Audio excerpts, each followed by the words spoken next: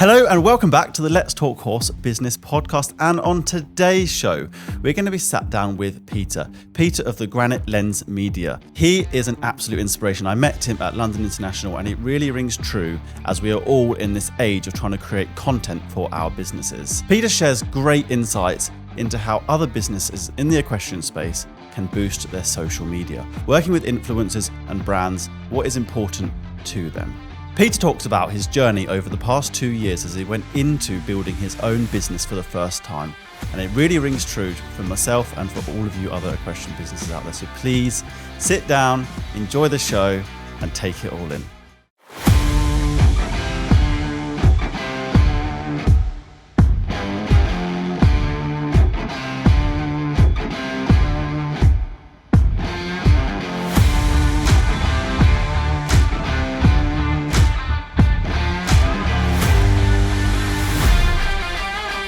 Peter, thank you for joining me today. No worries, thanks for having me, George. So let's just start off. Who are you? Oh God, that question. It's that question straight off the bat. On the drive, I was like, how do I explain this? Well, my name's Peter and I'm an equestrian videographer and photographer. Specialising in equestrian, that's predominantly where my client base is. I do all sorts really. I follow people for events. I do make content for influencers, pro riders, brands, commercial. So kind of from the, I don't know if saying bottom to the top, but from one end to the other of the spectrum. Okay. From very, casual YouTube, rustic kind of content to then higher end for brands that's more slick, kind of sleek commercials. Okay. That kind of thing. And it's been a journey and it's been interesting and good fun and stressful sometimes. Yeah, I bet. Yeah, starting a business is never easy, especially when the kit is not cheap. Yeah, I can imagine. And it breaks like no tomorrow sometimes with the environments that I find myself in with the rain, dust or whatever. Yes. So yeah, it's been an interesting journey, that's for sure. Nice. And you have a company? Yep. So my company's called Granite Lens Media. Mm-hmm. That was started full time nearly 2 years ago. Okay. I think it was 2 days July, so probably a year and a half old now. Before that, I was doing it part time alongside my my job as a geologist. Okay. So I was a geohazard engineer for 3 years. It's a little bit different. Yeah, a little different. Yeah. I was still had all the tech and stuff in that job, especially with what I was doing, but different application and different end result really. But yeah, it was one of those steps where I was like, if I'm going to do it, I'm going to do it now. Mm-hmm. And this new part of my life, I had no indication of longevity of it. So I said to myself, if it lasts a year, it's a career break, brilliant. If it lasts 2 years, a longer career break, 3, 4, and then I've put no time on it. So it's just, if it goes well, perfect. If it doesn't, it's a lesson. I've had fun, and then I'll go back to being a geologist. Fair enough. And by all accounts, it's going well. Yeah, haven't looked back. I think you worked with great companies. I think I saw the Pure company. Yeah, I worked with Pure. Worked with Fairfax and Favour. Worked with Burkitt's law firm, for their equestrian division. Premier Performance, Green Marbet. Green Marbet. Yes. I've got a good core group of clients now, and I think that's the hardest part that I found is a lot of ad hoc work. So, when someone comes to you and they say, right, we need this shoot for this, and then you might not hear them for a year or so forth. They just want that one off, which is fine, which is great. But then to really make a business successful, it's having I think it's having a core group of clients that, you interact with regularly, produce content for them. And also the content gets better that way because you know exactly what they like, what style they're going for. And the fusion just happens and it's a much smoother process. So that core is building slowly, but it's getting there. And that's one of my aims is to build that. And it's going well, really well actually. Yeah. No, well, we actually met at London International. That's it. You were stood I think you're on the phone near our stand. My friend went and grabbed you. Yeah. How was that for you? Were you working with particular people? Were you just there as a whole event photographer? So I was there on my own basis. I wasn't producing any content for the show. So I was producing content for brands that were showcasing at the show. Got you. So one of them, the main one was Green Marbet, so they were sponsoring an event or a class, sorry. And they also had their stand there and they had an advert running on the TV, on the big screens, which I produced for them. Mm-hmm. But then I was also working for Dan Dale's Art and a few other riders. And then there was a few other brands as well. as well as content creators like Harlow and Megan. Yeah, Megan, yeah. Megan's your partner. That's it. Yeah, it's like always working with Megan. There's never a day that I'm not. Like, today's a day off. No, I mentioned actually when you came in, I saw you on Megan's socials the other day doing some jumps for her. I know, that was yesterday. Yeah, it was yesterday. It was freezing cold. Yeah, it was cold yesterday. I got dragged out to film some stuff, just quick stuff. Yeah. And she's like, "Why are you here? Can you set some jumps for me?" And she films you. Yeah. I know, it's a bit of a parody, isn't it? Yeah. And she kind of outs me to her followers, and I don't get any chance to reply. Well, you're always behind the camera. Yeah, that's where I like to be. So this is strange. Yeah. No, it's good. It's good to get your story and who you are out there. Yeah. Because I'm hoping it will help you build your brand and also inspire other businesses to get on that journey. Because amazing, yeah. It's very raw for you at the moment. Well, it is, yeah, and it's early days. Like I said, I'm nearly 2 years in, so it seems like a long time, but it's a long process. Yeah. And some stuff happens overnight and can give you an extra kick, an extra step. But then, in terms of the bigger picture, it takes a long time. Yeah. So a lot of the people you see in business or in sport or everything have trained and worked for years and years, and then you see the spotlight and you think it's happened overnight, but in reality it hasn't. Yeah. So that's that. It's a slog, but it's enjoyable and it's working your own terms. Yeah, which is that's really it. nice. Yeah, really, really, really comfortable. That's why I like doing what I do, just having your own terms. But again, it's been a slog. You know, I'm in a horse transport industry, and I've been doing that for nearly 3 years, and it looks all lovely on the outside, but it's not like that on the inside if you were actually in there with me. So yeah, it is like that. No, I definitely get that, because I get so many people come up to me and say, because I guess the picture we paint, especially on Instagram and social media, is rainbows and sunshine. It's all lovely, and which it is. But behind that, there are some stressful days. There are some, dark days sometimes, and days where you think you've really got to push through, especially mentally in the winter and things like that. It's not easy. No. But the reward is so worth it. So if anyone's out there that is looking to start, especially in videography or Equestrian side and the photography side, just do it. If you can, do it. It's not easy. There are many people out there that will help you. Just reach out. Yeah. That's for sure. No, we'll definitely touch on that a bit more as we get through. But before we get there, I'd like to know a bit more about you. Our guests want to know who you are. So I love deflecting these questions. So we obviously know what you do, who you work with, what you're about.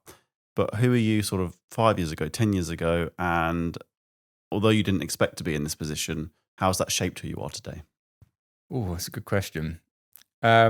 I've definitely changed, and I've noticed that. On one of them is I used to be a bit of a thrill seeker. Okay. So I grew up in Cornwall, spent about 20 years of my life there, if not a little bit longer.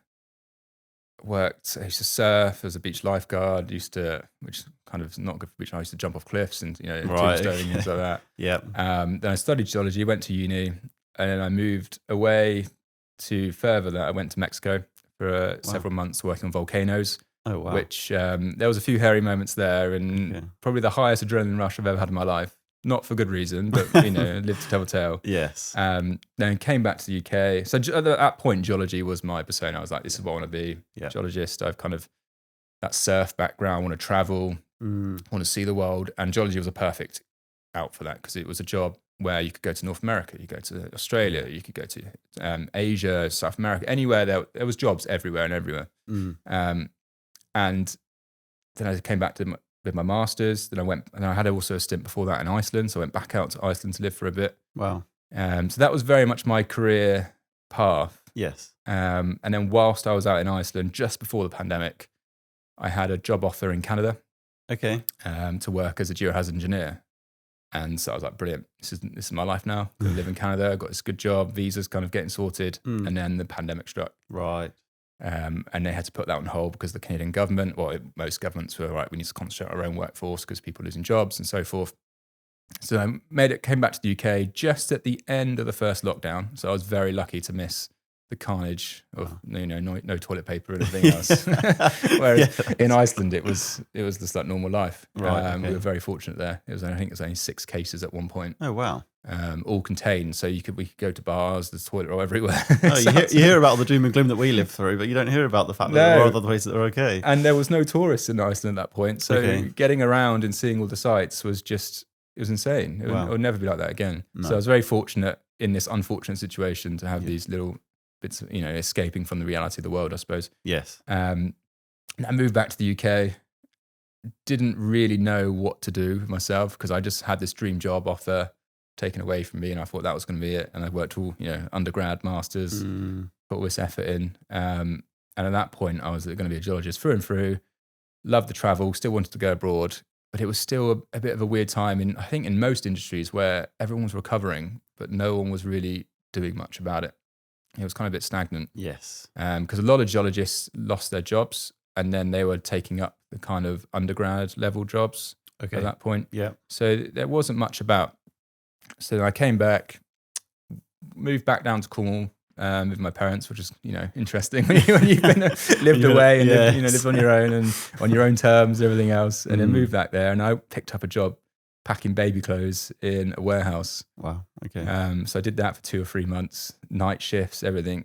And then finally got a job offer, which I started that September up in Oxfordshire, working for a engineering firm, which was in kind of mineral exploration. So still at this point, I still wanted to travel, live abroad, kind of go after these thrills, that kind of mindset. Yeah. And I wasn't destined to stay in the UK, that's for sure. No. I was like everything to get out. I mean, I know the feeling. Yeah, and now I'm the opposite. Now I love living here and things like that. And then just picked up a couple of jobs. And then a couple of years later, met my now partner, Meg. And she was like, I do this, this influencing thing. And at that point, I wasn't big on Instagram in terms of using it, or I had a really private account with a couple of hundred followers that I had from school. Never really used it, wasn't interested.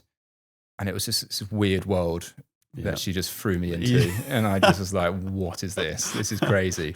And I was kind of dipping in and out. I didn't really want to get too involved because it was just such an alien thing for me. Yeah, I bet. And then she was like, you need to be on camera. And I was like, no. No chance. I'll hold it for you though. Yeah, so I was like, hang on, let me hold it. And before that, when I was a teenager, I was really into my photography. Yeah.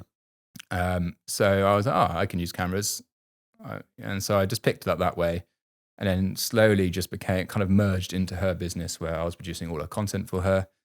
And then I was picking up clients on the side. So it was a great kind of leeway into what I'm doing now. As I started with one person doing that, and then by accident, really, just picked up all these other people along the way or clients. Just quickly, for anyone interested, how did you go from doing your geology to actually meeting Megan? Just out of it, like, how did you actually cross paths? So it was actually on Hinge. Okay, right. Okay. Yeah. So it was during the last lockdown, the winter lockdown that we had, where you could go for a substantial meal that time, where you can have a Scotch egg or something random at the pub. It was during that time we met on Hinge. So really, if it wasn't for the pandemic, we would never cross paths. I wouldn't be doing what I'm doing today. I wouldn't be sat here with you. Wow. So and I feel like a lot of people, because of the pandemic, had these opportunities or changed pathway because of that, and we wouldn't be doing what they're doing now. So yeah, it was a hard time for everyone, but now hopefully, like myself, people are changing paths or keeping on the same path and looking after themselves really and doing well. So obviously doing a lot of work for Meg, and then these trips kept coming up, and all my annual leave was getting used on these trips or at home, or even in this country with like kind of a brand shoot she was doing. I'd be there filming for behind the scenes stuff, the vlog. So my 25 days of annual leave was 25 days of filming horse content. Yeah, okay. And then alongside that, so weekends I was at events with her. So I really had 7 days a week. I was kind of working. Yeah. It was really good fun. And then I had some of her friends like Tina, Emily and Lucy and stuff, who were influencers in the equestrian world. Right. They're like, can you come do this to me? Or if they're at the same event, would film content for them. So it slowly it was kind of natural that at that point, I still wanted to be a geologist. Mm-hmm. I still was a geologist. Yeah. And I was just doing this fun, videography, talking on the side. And it was interesting, new world. And it just grew organically, really, from there. And then it got to the point where I was so busy with inquiries and using my annual leave up. I was like, this could potentially be, a full-time job. And I was like, right, well, let's just do it. It got to the point where I rang my boss. I was like, sorry, I've got this itch. I really want to scratch it. Okay. If it lasts 10 months, a year, I'll be back. And I was like, I just want to do it now before I'm in this career for 20, 30 years. Yes. Because that was the thing. I didn't want to regret it in 20, 30 years' time, where I look back and go, I could have had a year where I was just traveling, filming. And it wasn't about the money at that point either for me. It was just something different, something exciting and fun. So I was like, what was that point? Was there a particular trip, obviously you had that conversation, but was there a particular event you can think of that took you to that decision? God, my memory's so bad. It all merges into one. Yeah, well, I think there was a Europeans coming up in France, in Hardepan for the eventing Europeans. So that was coming up in August. That was already kind of booked off for annual leave. And my boss rang me and was like, you know, your annual leave was already dwindling. And I was like, okay, yeah. And then there was another one coming up. I think there was a trip to Iceland with me that we're going to film. And there was all these trips coming up. And it was just like, well, if I don't do this now, I'll never do it. And there's all these trips coming up. Could be good fun. And something could come out of it. Yeah. And also I'm in that very lucky position where Meg was like, if you do it, I'll support you. Yeah. So if it doesn't go well, don't worry, we're all covered. So I'm very privileged and very lucky to be in that position where I had the backing of people around me. Yeah. I always had a very good safety net because my job, the kind of industry in the UK of being a geologist, it's not very productive at the moment in terms of there's not enough people coming through. There's lots of vacancies. So I could say with good reason that, you know, finding a job is still hard, but I could get a job. Yes. Maybe not the dream job I want, but it'll be a job. Yeah. So I kind of had these kind of like 4 or 5 different safety nets. So I was like, I've got all these combined. It's a strong position to be in. Yes. A very lucky position to be in. And then that July, I think it was July the 17th was my last day of work, or 16th. And I had jobs lined up on them. I think it was the Friday, and I had jobs lined up on the Monday, Tuesday. I was like, right, we're going, we're doing it. Fantastic. And then it's been a roller coaster, but a really fun one. Yeah, it sounds absolutely incredible. Do you know what I'd actually love to know? Because I think other people struggle with this. How did you transition from sort of doing it as a hobby, almost as a favor for, like, say, Megan at the start, to then, right now, I need to start charging these people because I feel like people do that in the teaching industry as well, in the equestrian. You know, oh, they want a quick lesson. Oh, I'll give you an hour of my time. And then suddenly it's like, well, actually now I need to charge you £50 for that because it's an hour. So was there a struggle there, or is that... Still is a struggle. Okay. Because when you're at an event, people are like, oh, can you just quickly do this for me, quickly do that? And sometimes we just say, yeah, whatever, let's do it. But at the start, my pricing at the start was all over the place. It was, I had this kind of, I put so much time and I was really proud of the structure I had. Yeah. And then after a couple of weeks, I was like, this isn't working. This is all wrong. Right. So it was a steep learning curve because I've gone from a corporate world to being self-employed for the first time in my life. Yeah. Like valuing my time and everything else it felt a bit kind of difficult to do because I didn't really know my value at that point. Right. I probably still don't in terms of I still question, my ability and everything else to do, but it was so difficult to try and you're looking at people around you and they're charging X amount. You're like, well, I can't charge that because they've got 5 years more experience. And then, and it was difficult because no one wants to tell their prices either. No. So trying to find out from other videographers what they charge was a nightmare. Yeah. And not that I kind of did because I kind of respected that because now being in it, you don't want someone just to come along and copy you. No. Because it's a very competitive game and you need to have an edge, and whatever edge that may be, you want to keep some cards to yourself. But yes. It is because you don't want them to kind of charge £50 less than you or 20, and then No, I get it. Yeah. So it was difficult at that point. Now I'm a bit more relaxed and a bit more confident about it because I've built this kind of the core brands I've got and people I work with on an ad hoc basis. So at that point it was very stressful because I wanted every bit of work. Yeah, of course. Because you want to be busy, you want it to be successful, and I think that's probably the most stressful part. It's because you're just saying yes to everything, and some jobs they weren't good jobs. Okay. In terms of the time to the value that you're getting back from it. Yeah. But then if you look on it in the future, you think still a good job because you learned something from it. Mm-hmm. But in terms of monetary at that point, monetary value, then it probably wasn't the greatest decision to do some of the jobs. But fast forward, you look back and go, I learned something, and a lot of those jobs, it was really good fun. Yeah. So some jobs now is I have my pricing structure, but then if a project comes along that's really good fun, and that possibly involves travel or something like that, then the pricing structure kind of gets pushed away. Yeah. Okay. So you learn from every job you do, and it's not all about the money. Yeah. It's about having fun and enjoying what you do. So the trip we've just been on is like that. I wasn't paid when I was out there by the company. I did have brands and clients that I was producing content for, but in terms of a day rate or anything like that, it was just a kind of a per content piece of content that I was charging various people for. Yeah, no, exactly. But I was going to come on to that actually after that, so that's perfect little lead in. This is a great time to be recording this because you've just spent a number of weeks, 3 weeks? Oh, it was 2 weeks. 2 weeks? Yeah. Is it South Africa? South Africa and Botswana. Botswana. Yeah. Filming equestrian influencers, your partner and a few other people, isn't it? Yeah, so there was Meg, Tina, Lucy, Emily, and also Simon Grieve. So he's a 5-star event rider. Plus now he's started his YouTube channel up, which is going really well for him. Yeah. So I was filming for those 5, producing long format, short format, and photography for them. But plus also then producing content for their brands that they work with. Mm-hmm. And then also working alongside Tanya of Horizon Horseback, who is one of the directors, who's an amazing photographer and videographer. She was producing content for those guys as well, but also for Horizon. Okay. So my content is going for the kind of the influencers and Simon and then brands, plus all my content's going for Horizon as well. So it's kind of a multifaceted kind of operation going on of the two of us working together, but also having different goals, but then some goals overlapping. Yeah.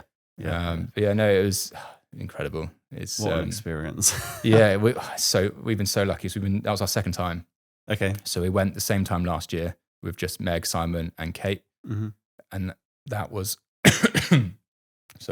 that was just insane. Yeah, because I've never been on a safari before. I didn't know what to expect. You go into these. I've never been to South Africa or Botswana either, and you just don't know. No. You can see videos online and things like that, but when you're truly there, it was amazing. Capturing it as well probably really gives you a buzz. And some of the moments, because with animals, like I was saying to you earlier, you could go for 10 days, not see an animal. Or you could see an animal, but it'd be in the distance, or you couldn't get a horse in shot, and then the content would just be of the horses with these amazing landscapes, but fortunately with no animals present. So you just don't know what you're going to get.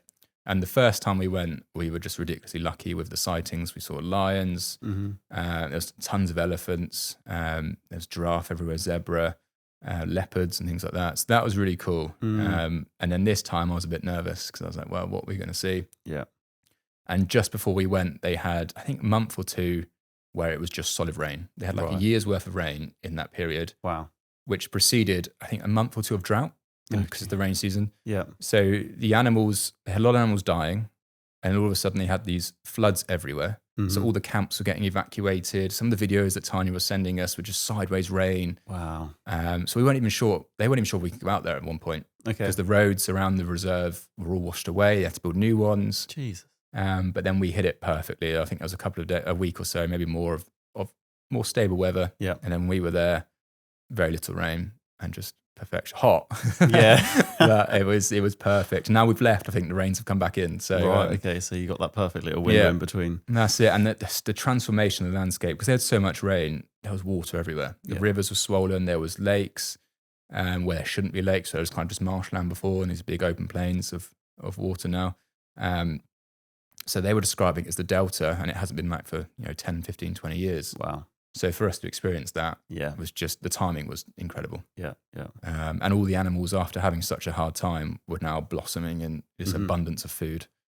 It was a spectacle, and it was probably something we won't see again. Yeah. Not for a long time, if we're lucky to go back, quite regularly. But it was just insane. Yeah. What an opportunity to grab hold of. And like you say, regardless of the monetary business side of it, why wouldn't you be out there wanting to experience? Well, that's it. And that's what Meg and I, because with what Meg does, you don't know how long it's going to last. No. Like the influencing world is new. It's kind of like the Wild West at the moment. Literally no one knows what's really going on, do they? In terms of, it could end tomorrow, it could end in 3 years. You just don't know. Yeah. So so her motto at the moment is just, let's experience life to the full right now. It's, all these opportunities that we get, let's do it. We've got another exciting trip coming up, hopefully at the end of the year. It's still kind of being worked out. Yeah. Which I can't really delve on too much. No. Until it's in pen in the diary. But and there's other trips in between, and it's just like, what a life we're living. And I wouldn't be doing what I'm doing without her, because she's given me the platform and this amazing audience and kind of the contacts to kind of take hold and try and bring them into my business. Yeah. Without her, it's I wouldn't be in this level, that's for sure, or doing these amazing experiences. I would still be a geologist. Yes, if you hadn't met her, no, absolutely. Yeah. But it is still very much on you for having taken those opportunities. Yeah. You could have met her and decided that you didn't want to do that. And whether that would have meant you both separated ways, or you just carried on being a geologist and she did her own thing, but you still took those opportunities and turned it into a business. Well, that's it. And that's what I kind of look at. It's, yes, these doors have been open for me very early on. But now it's on my own. It's on me to do it. And it was on me back then as well, because people can come to you and say, oh, I want this content. If you don't produce good enough content for them, they won't come back. Exactly. So I think, there was, people would probably look at me and go, oh, you've been handed everything. But there's these opportunities. Why not take them? I always say that if someone's got opportunities in front of them, they don't take them, possibly a waste of, they've wasted those opportunities. But if they do take them, no matter where they are in terms of, the ladder, in terms of their life or their social kind of economic well-being, just take them. Because if you don't know what's going to come with them. Exactly. And you still have to work hard. It's ridiculously hard. It's a very competitive industry. Lots of new people. I think there's been like a boom in the last year or so. Everywhere you go, everyone's got these cameras now. And the price of the cameras is coming down. So they're more affordable for people, which is great. But it keeps you on your toes. Yeah. Keeps things exciting, that's for sure. I resonate with the fact that there's been a bit of a boom, but obviously for me, I'm not in your industry, but in the transport. Yeah. It is different, but there does seem to be lots of single transporters popping up here and there. And I don't know, we talk about it being a bit of a recession time, but I'm wondering if, because we're now getting to that point, we're so many years past what happened before with, COVID and all of that, whether now people are suddenly just starting to take off with their own ideas. I don't know. It seems like it's happening in quite a few areas. It's interesting. I think more people are doing what they want to do after COVID. Yeah. Because we were, with however you want to look at the restrictions and everything else that was put in place. And I think a lot of people working from home, or started working from home during that time, maybe didn't enjoy their jobs, and it was the final straw. Because before that, everyone would put up with so much kind of aggro at work. Yes. Because that's my job. But now there's an abundance of opportunities with social media and all these things that you can do. Like with a transport company, you can have your vehicle, and then you just post. You can have a nice account on Instagram, and that's your business. And it's so easy. Instagram's free. Yeah. It's so accessible now. I think that's what's probably driving behind it. Is a bit of a combination that it's accessible. There's so many other people offering other industries which will help you out. Yes. So especially with the content creator side, with video photography, that's hugely accessible as well. More people are doing that. Whereas before, maybe it was kind of a limited market. The accessibility wasn't there. Yeah. But now it just seems that it's open, which is great, because the amount of content and the quality of the content that's going out is brilliant, especially for equestrian sport. Yes. It does need it. And the more quality content, the better. But it seems prudent to then talk about social media a bit more. Yeah. Because there are two schools of thought with that. I have many people sit here and tell me, don't post on social media. Certainly don't post the bad things. It's all negative. People jump on you. It's going to kill the industry. And then you've got people like yourself creating incredible content for people out there who are showcasing it everywhere. Yeah. What are your thoughts on social media for the equestrian industry? See, that's a good question, because with my previous job, I remember a module at uni where they sat us down, they said, go back through your Facebook, delete all those stupid posts that you did when you were 13, 14, 15. Yeah. Lock it down. So when I first met Meg, everything was locked down because the thought of a company, trawling through Facebook, going through Instagram. So you couldn't even click on my profile picture. I don't think you had me a friend. That was completely locked down. Okay. So I kind of come from a very restrictive mindset, and then being blown open by meeting Meg and how just kind of open she is with it, and with Instagram and so forth and YouTube. The equestrian world is a difficult one, because a picture and video doesn't often portray the full story. So you have to be very careful what you put out there. But if you're doing things right, you have nothing to worry about. Okay. Do you get any sort of trolls, negativity? Yeah, I do. You get people commenting a lot, especially like some of the shows that I film and things like that. You just get people just trolling that aren't in the equestrian world, that want to upset the equestrian world and cause some issues. So yeah, you do get it. And that's the thing with Instagram and social media. It opens you up to people outside the equestrian community. And each community might not agree with the other. So it's a difficult game. And shows are slowly opening up to Instagram. So Burley last year allowed videographers to film kind of social media content for brands, riders and so forth, which is the first time they've done it. I'm hoping a few more events open up as well. And it's a tricky ball game, because there's rules and T's and C's that you adhere to. So in any media accreditation, you have kind of a rules list that you say, right, you only post stuff that promotes the sport in the best light and things like that, which if it's your career, you're going to do anyway. Yes. And a lot of these videos that are causing issues are filmed on phones. Yes.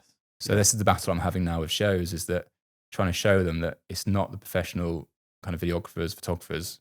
It's the No. members of the public potentially. Yeah, members of the public that are shot, again, like you say, perhaps a 5 or 10 second something. Yeah. Which doesn't actually give you the context of what's going on. That's it, yeah. And that's something that like professionals wouldn't do. You're either going to show it all or you're not going to show it at all, and it's going to be the right thing for people to see. That's it. And it's a hard world being in the question world.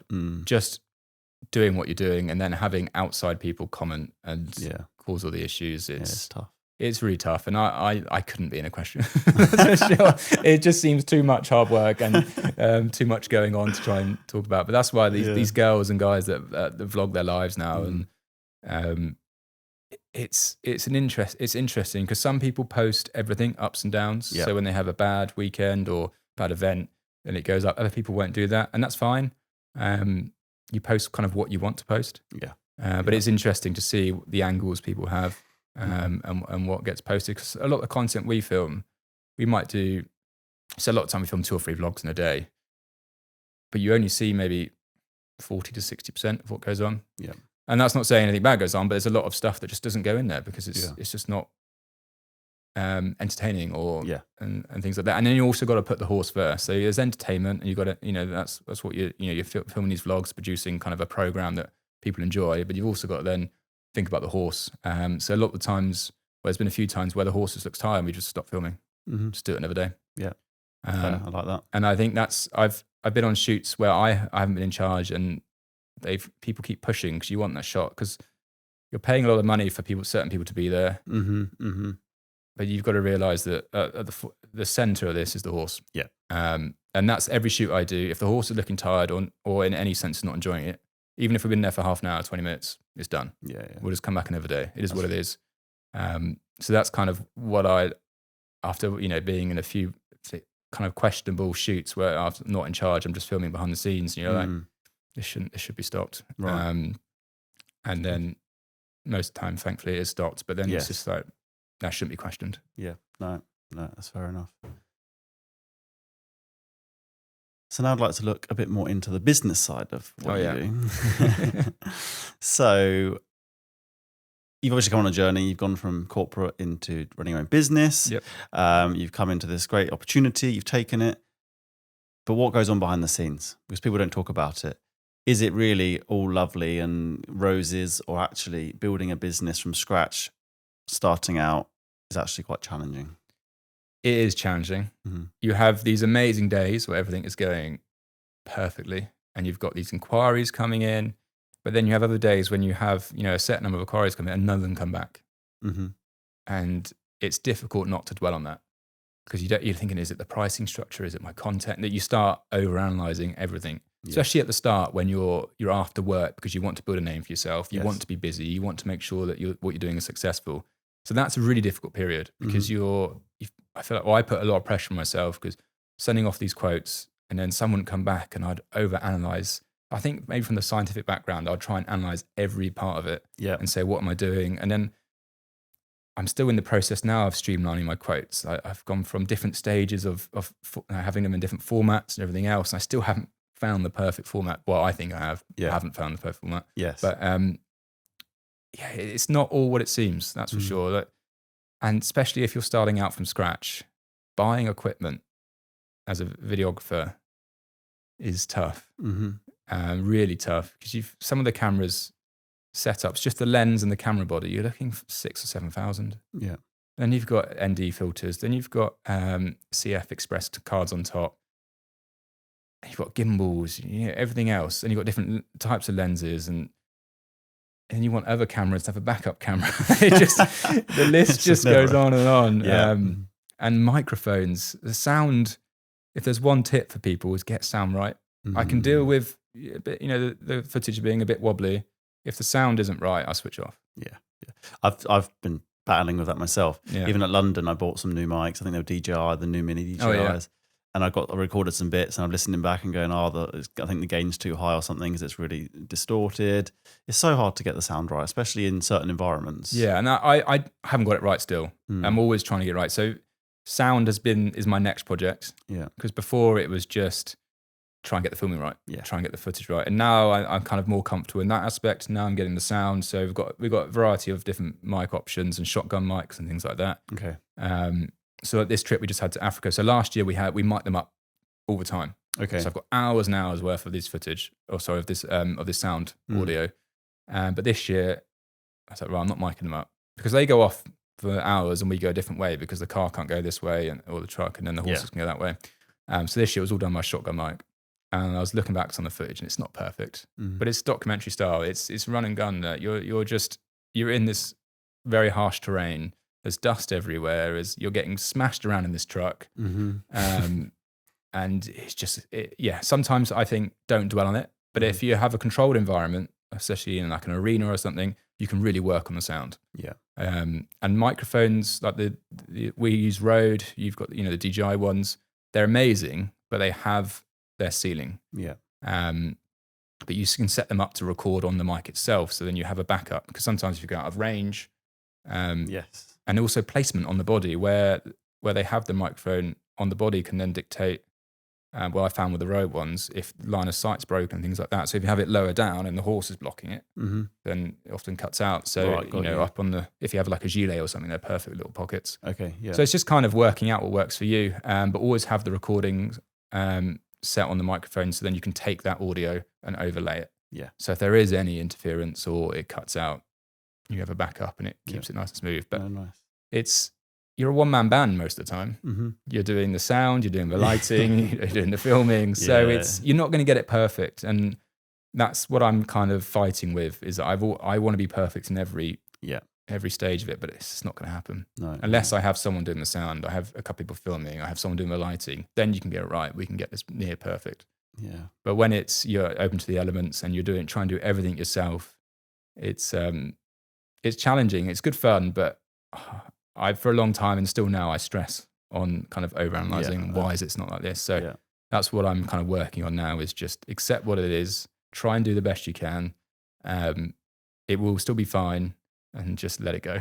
That's great advice for anyone actually running a business, because if you were going to get started and then you were worried about all of those things, you probably won't get started. No. So it's really good that you've managed to control that, and that's a great message for anyone else. Well, I don't know if it's controlled yet. Well, you got started anyway. Yeah, so no, I know what you mean. And I think with video, as you say, and everything that you do is so competitive, that probably pushes you to be even more analytical of it. It's not like you're in a new industry and you can set your own standards. There's so much of it now. Well, that's it. And also I would say it's so easy to compare. This is a story, a kind of a phrase that everyone says, don't compare yourself to others. Yeah. But in the videography world, it's so easy to go look at their camera or their quality and stuff, go, oh, I want that.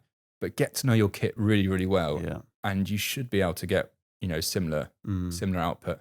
And there might be people leading the way and with them and with what they're doing, but join them. Don't kind of compare yourself. Just like talk to them, get to know them, and share ideas. Because that's what I found really well. There's a good community in the equestrian world of videographers that go on the circuit, go to different events. You see them, every couple of months or multiple times a month sometimes, depending on what part of the season you're in. And it's good fun. You have a good laugh together, and just respect each other as well, because we all have our own little individual client base. And I won't go after any of my friends' clients. So it's just kind of that mutual respect. And I know some people, they won't go after mine. It's just having a respect for, and I help them out. If they want a second angle, I'll just take some footage and just give them to them. There's things like that. You can help each other out. Yeah. Yes, it's a competitive industry, but it's also friendly. Yeah, exactly. How do you navigate it though, if someone is working with this person, but they come to you and they want to change over to you? It's a difficult one, especially when you're close to other videographers. But my kind of principle is that I won't go after them. If they come to me for a quote, I'll give them a quote, because I'm not going to say no to a brand, because people in the equestrian world, and like any other world, it's a small industry. People move from company to company. So if a brand comes to me and they're working with my friend and they want a quote, I'll give them a quote. And then if that quote gets accepted, then I'll speak to my friend and say, look, by the way, they came to me for a quote. I haven't gone after them and they've accepted it. And I do it that way and not go to them before, because I don't want them to go behind the brand's back, because you still got to be professional with the brand and your friends. Because if I said to them, by the way, this brand came to me for a quote, they might then go and kick off to the brand, and it looks really unprofessional in my sense. Yes. On my part. So that's the way I like to do things. It might not be right for everyone, and people might disagree with me. But I don't go after clients that I know people are working with. If they come to me, because people move around, and there's a change, change of staff and things like that. So it's hard. It's hard to navigate. You're never going to get it right. No, absolutely not. But it sounds like you're doing it the right way. Hopefully, that's the thing. Like, I'm very honest with people, and I'm very open, and I will say that I haven't gone after them. They've come to me, and kind of leave it at that. And I feel like if you're honest with people and open with them, then the respect is there. Yes, like they might be annoyed about it, and I'll probably be annoyed if I lose a client to you, say, and you start filming them. But yes, I'll have great respect for you, and then it just creates a more positive environment. Yeah, positive. Yeah, I think that's so important in the space. I find, obviously not everyone, but there can be a lot of tension in the industry. Yeah. Between competitors and brands and businesses. So I think having that sort of ethos is really important, because actually collaborating, working together, like you've already said, actually breeds more results than fighting each other. That's my experience. And you're not going to win everything. No. That's kind of, and also, like, when you're at school, were you friends with everyone? No, you weren't, but you're respectful to people. Yeah. And I think that's what I want to carry on to this, is that there's a load of people on the circuit that's in this world. You can be friends with some of them. You might not be friends with others. That's fine. That's what life's about. Yeah. But then just be respectful to everyone and treat everyone the same.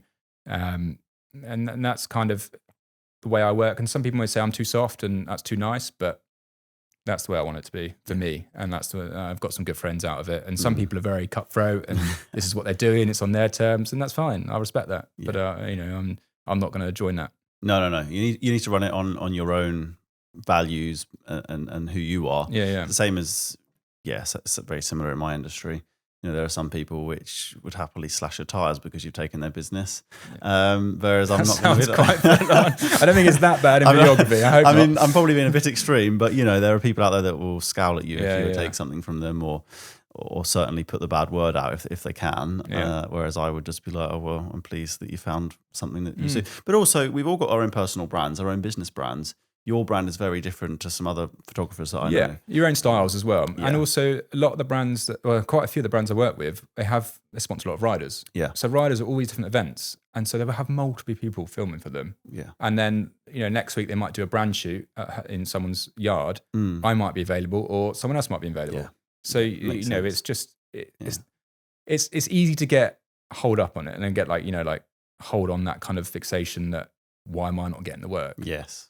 But if you can kind of see the bigger picture and see there's more to it, there's more pieces moving around, and your time will come, and there's other things in the pipeline, then I think you'll have a happier outlook.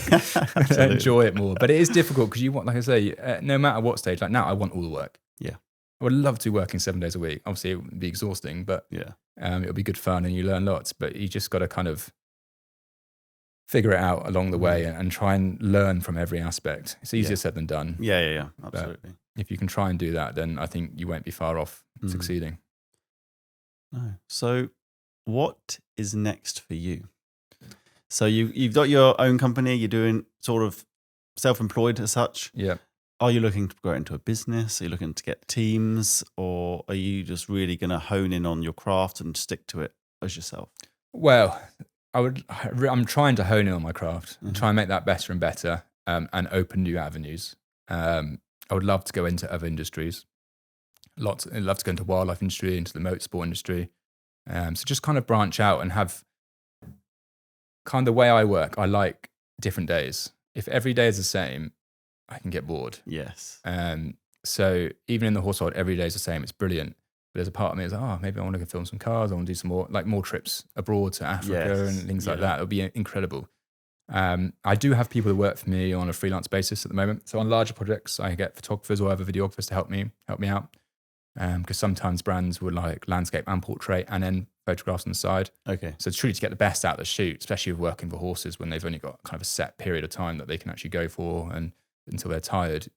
You want to capture everything. Yeah, I was going to say, it's hard to do the landscape, the portrait and everything all on your own. Yeah, and you don't get the same results. So if they want, say, 10 reels and then 2 or 3 long format videos plus, say, a selection of photographs, you're not going to get that just as yourself if it's 1 horse or 2 horses working. And then, so you need a team of people there. I think that's what kind of brands struggle with is the price of it, because it's not cheap. No. Hiring one videographer, let alone a team. But the end result is much better. Yeah. Because you get more content. Everyone goes home happy. The horse is happy because they've only worked for the period of time.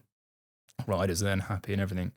And you get more worthwhile content rather than a couple of quick snaps, a couple of quick reels, and some dodgy landscape footage or something. So it is difficult. And you can crop landscape footage, but then it's all about the framing and things like that. I like just to film portrait or landscape, depending on the output. Yeah.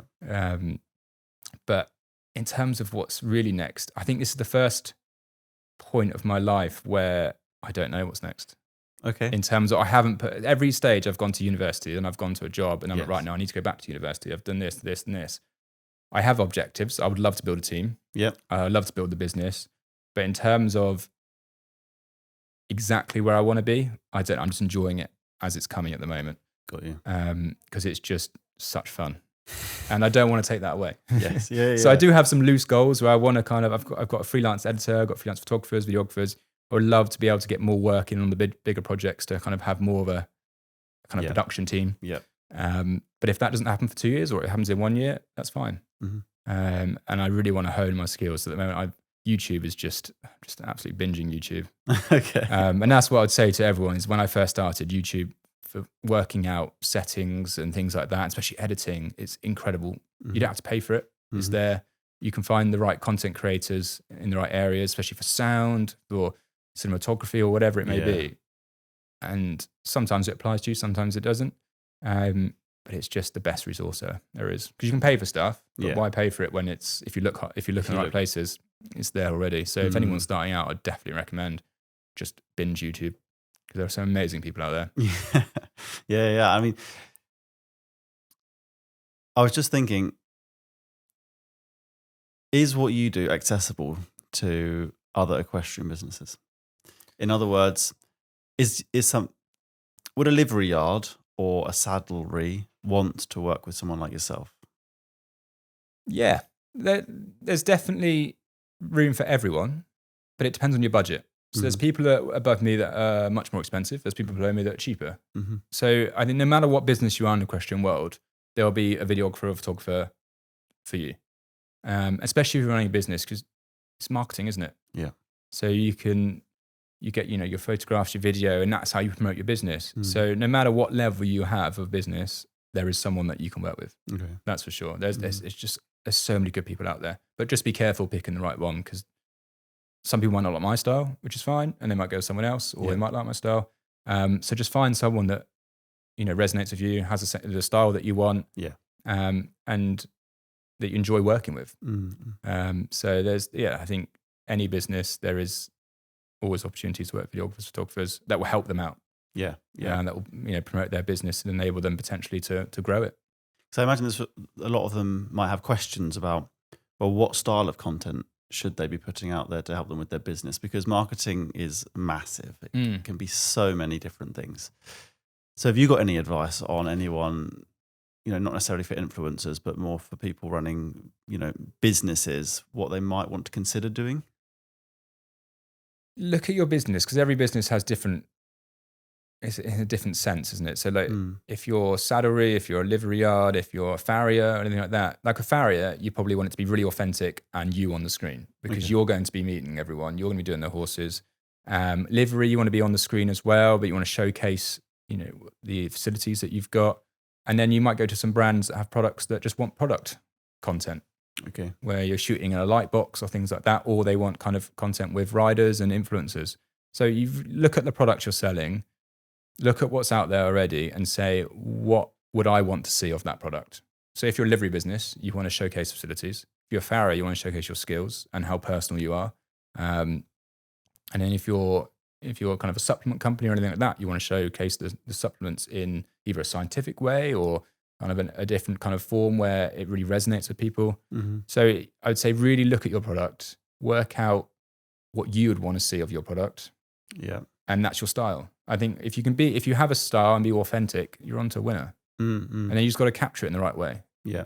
And then I suppose if you're looking at it from that point of view, hopefully you might be your own client, so you know what your clients are going to want as well. Yeah, and especially if you're working with people, you know what the people that you want to work with. Yeah.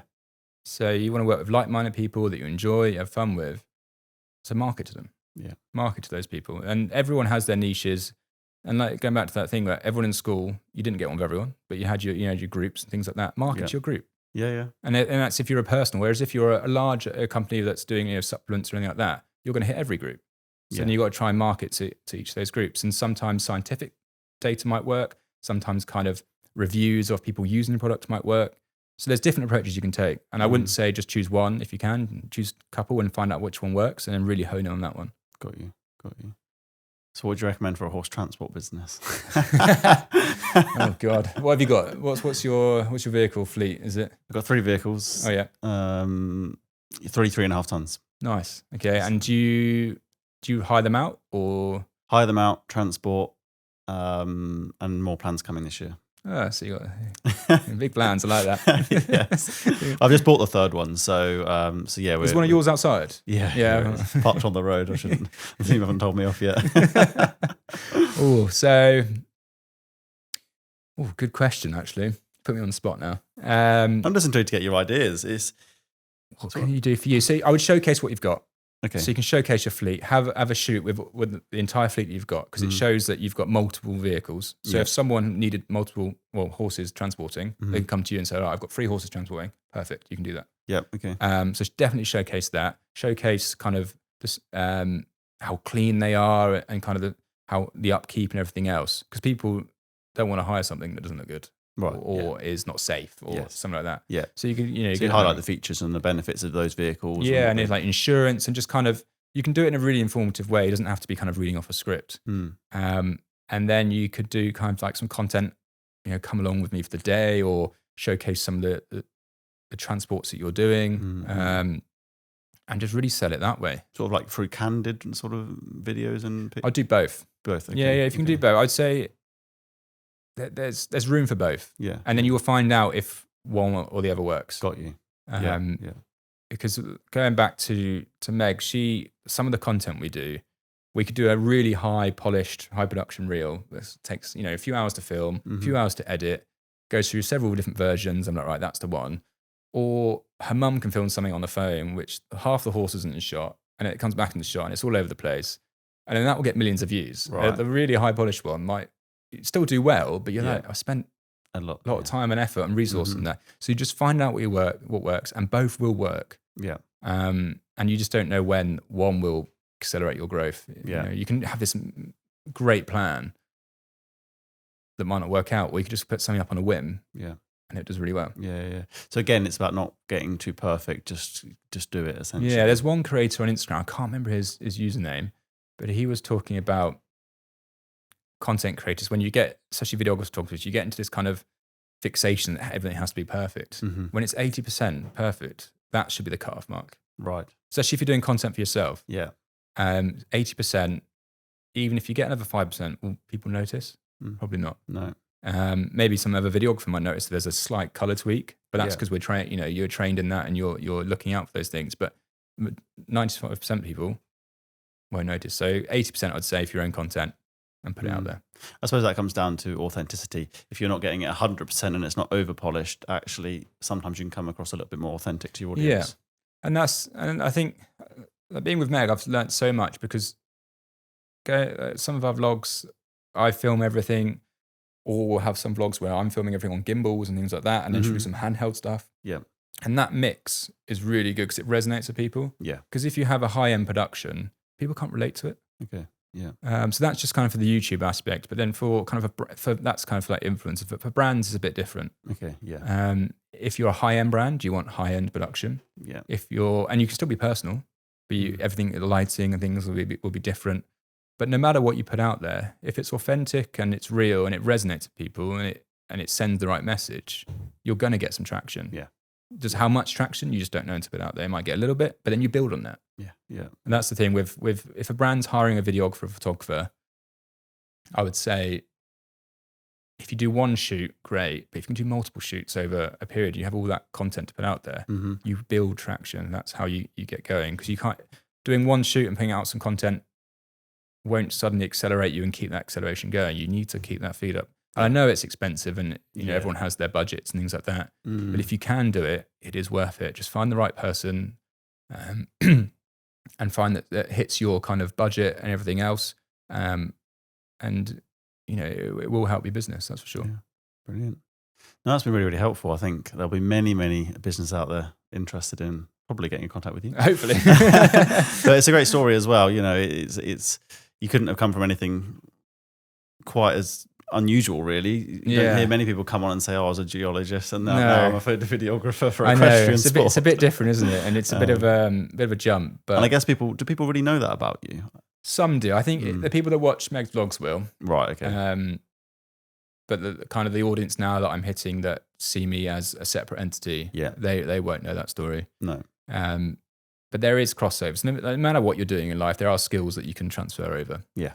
You just use them in a different way. And but so if you're doing something like I say, geologist now, and then you want to change, just do it. Yeah. If you can, if you have the opportunity. Because I haven't looked back. Of course, it doesn't always work out for people. Mm-hmm. And this might not work out. You never know. Next year, I could be doing something different. It could be a geologist again or whatever. But no, exactly. But that's a point you've made several times. It might have been before filming or throughout, that you have to take these opportunities. Yeah. Yes, measure them, balance them. Yeah. But take the opportunity. If you don't, you'll never know. And if you do and something goes wrong, you've learnt from it and you move on. Yeah, there's nothing wrong with taking an opportunity and it goes wrong. There's nothing wrong with that. No. Because the only person that thinks that's wrong is yourself, because you're thinking if other people are judging you. Yeah. But most of the people that probably judge you would never take an opportunity like that. Yeah. So that's because I fought with myself a lot, because I was like, people are going to, I wasted, all that time at university and everything else. And now he's just doing this. But it's working out and it's really good fun. Yeah. and I've been very lucky, like I said, to have a platform to go from. Yeah. It would be, I might be in a different story that if I didn't have that platform. Mm-hmm. But you just assess what you've got and then just weigh up the options. And even if I would do it on the side. Okay. If you've got a job and then you like photography, and especially in equestrian, you can do it on the side, do it your weekends or your annual leave. And that's a good way of seeing if it builds without jumping straight in. Yeah. But if you want to jump straight in, and you can, do it as well. But just look at what you've got and be sensible, I think. Yeah. No, that's been brilliant. Thank you very much.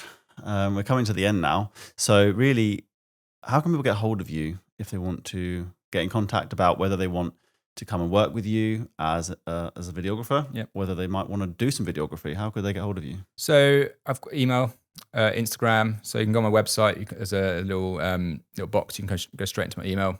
So you can do a little form there. You can message me on Instagram. That's probably the best way is DM. But then if they're kind of longer answers, we'll just transfer it to email or have a phone call. Yeah. At the moment, I've got a website, but it's getting completely rebuilt. Okay. I'm putting some more money, because at the start, my website, I just kind of threw it together. And now it's got to the point where I need to put some money into this. So I'm having a new website built at the moment, and going down that avenue, which is quite scary, because a lot of my kind of jobs and clients come from either word of mouth or through Instagram. So when you're putting money into something that hasn't seen much return, it's had a few, every month or so, but it's not as formidable as Instagram or anything like that. Is it going to be worth it? So I'm experimenting in that realm, see if that marketing works. But email and Instagram, I think that's the best way.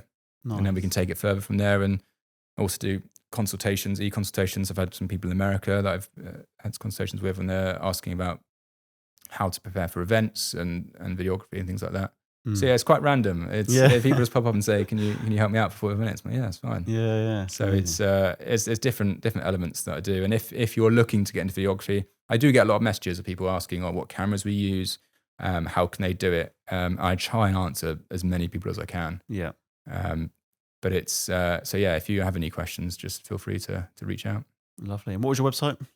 So it's granitelensmedia.com. Lovely. Okay. And then Instagram is Granite Lens Media as well. Okay. So that's it's the company name, and then that's the handle for everything. Are you on there personally, or are you on just your company handle?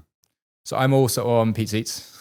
Okay. A random one. What's it called? Pete Seats. Okay. Is that about food? It is about food. So long story short, when I first met Meg and she wanted to get me on the vlog, like I am now, I'm still not too comfortable in front of the camera. Yeah. Very comfortable behind it. Yeah. So I was eating, because every event you go to, there's food. And I was just Yes. eating some burger or something. And then she just chucked the camera in my face and was like, rate the food. And so I was like, whatever, rated it. And then this segment was just grown in her vlogs. Right. And then she was like, right, you need to get an Instagram for that, because everything was private before. Okay. So I got a Pizza Eats Instagram. And in every vlog, there's a food segment. It's got a jingle now.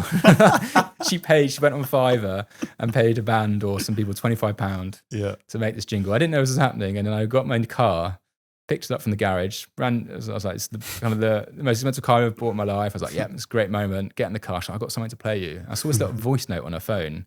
I was like, who's sending me a voice note? Like, this is just getting a car. Yeah. And then the first song or track played in my car was this jingle. So everywhere we go now, it's that's that. It's an interesting one. Nice. Okay. So so that's kind of my personal one where my aim for this year is to post more. I've been rubbish at posting, especially on Granite Lens Media and Pizza Eats. So this year is really about growing myself as a brand, and just having fun on Instagram. Yeah. I think I've started now, the floodgates are open where I'm like relaxed about it. Mm-hmm. Whereas before I was still up pent with all these lecturers shouting at me like, locked everything down, don't do anything. Yes. But then, so I'm hopefully going to grow both in whichever way. But it's, that's best way to get hold of me. Nice. Fantastic. Well, thank you ever so much for joining me on the show. No, thanks for having me. It's a pleasure getting to know you, and I'm pleased we bumped into each other at London. Yeah, it was good. I hope you had a good show. Yeah, it was a really good show. We got a lot of great feedback, actually. Met with a lot of great people who've been on the show. And it's the best place to do it. Yeah. That's what I say. If you're a videographer, photographer, go to shows. Yeah. Because you have a hall full of clients, potential clients, that are just sitting there. Yeah. Normally, you send out email after email. You can just go from place to place and talk to people and see what they want.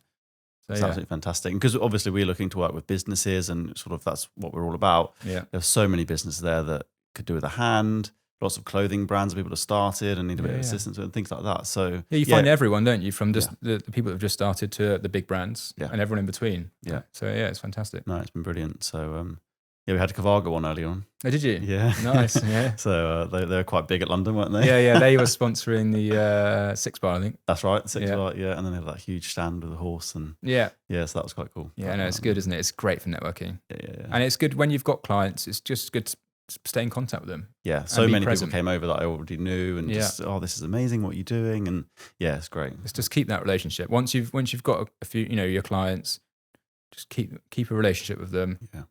They're benefiting you, you're benefiting them. Yeah. And it's a mutual kind of relationship. And as long as you're both happy, then there's no reason why that shouldn't carry on or shouldn't carry on. Absolutely. No. Well, thank you ever so much. No worries. Thank you for having me. And hopefully we'll have you on again at some point soon. Yeah, that'd be great. All right. Cheers. Thanks, George.